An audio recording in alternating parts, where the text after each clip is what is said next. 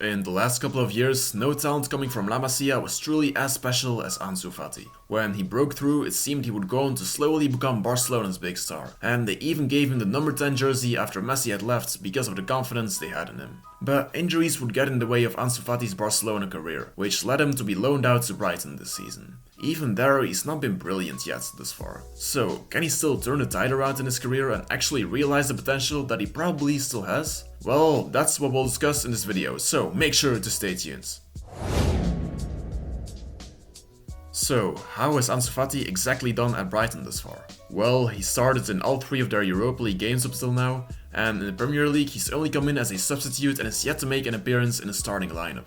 He's getting chances, but he's having a hard time to really convince Brighton manager De Zerbi. It's mainly the Ansu Fati of last season at Barcelona that we've seen at Brighton thus far, not the one before the injuries who made the difference for Barca. He's got 2 goals up till now, and a goal conversion rate of 20%.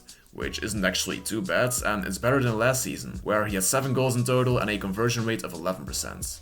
In the 2021-2022 season though, his conversion rate was 22%, and in the 2020-2021 season it was 29%. Neither has been as dangerous for Brighton as it usually was for Barcelona all game long back before his injuries. I mean, he's yet to have a single successful dribble for Brighton this season. So it's not like Ansu Fati has been awful for Brighton, he's been decent, but it's not been that player yet that we once saw. That player who actually leads the attack, always looks to threaten the defense, and can be dangerous at any moment.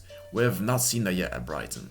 It's not easy to really break through at Brighton either. With Mitoma, Ferguson, Joao Pedro and Welbeck, there's quite some competition in the left winger and the striker role. Up till now, Ansu Fati's had to try and play in both of these positions, while also playing in the attacking midfielder role. But he's not become De Zerbi's main option in any of these positions. But let's be honest, when Ansu Fati was Barcelona's most important player in October and November 2021, he would start above players like Memphis and Dembélé.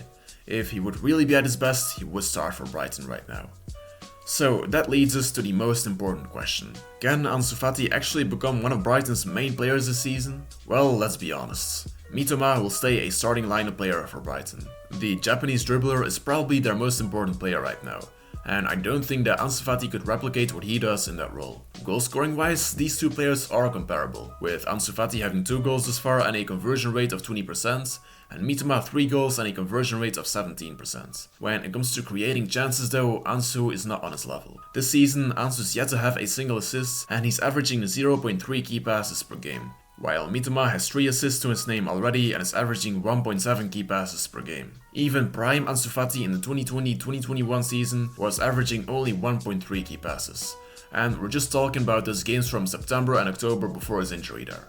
Mitoma is also a better dribbler. I mean, he's really just one of the best dribblers in the world. So the point is, Ansu Fati won't become a starter at left wing, even if he starts doing better than now. He will just never give Brighton the same package of qualities as Mitoma.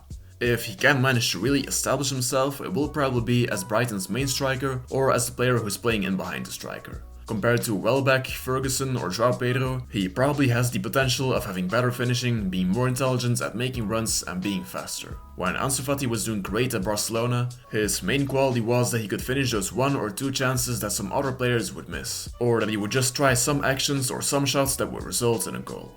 In the striker role, he can successfully do those things for Brighton as well. Ansu's been becoming more and more confident during his spell in England thus far actually, so I think it's well possible that he still manages to have a good season at Brighton. But what about his overall career? Can he still become that player that he should have been by now without the injuries? And can he do so at Barcelona? Well, talent can't disappear. We all saw the kind of things that Ansu Fati did in his first 3 seasons for Barcelona. When he would come back from injury, he would immediately win games for Barca, and he, not Memphis or Dembélé, was Barcelona's most important player. At the start of the 2020-2021 season, he was basically Barca's most crucial player together with Messi. He scored goals like a real world-class striker, he dribbled his way past players, and he dared to try out risky ideas. That's what he's lost because of the injuries. The guts to try certain things that others don't try, and he had the talent to actually do those things successfully. Being on the sidelines all the time while inheriting Messi's number 10 and not being able to prove yourself, it's logical that that has an effect on how well you play. If Ansu Fati can become confident again and really find himself, we will probably start seeing the old Ansu again. At Brighton, he'll just really need to settle himself properly, which will probably happen within the next few months. And once he really regains his confidence, we might start seeing the old Ansu Fati again.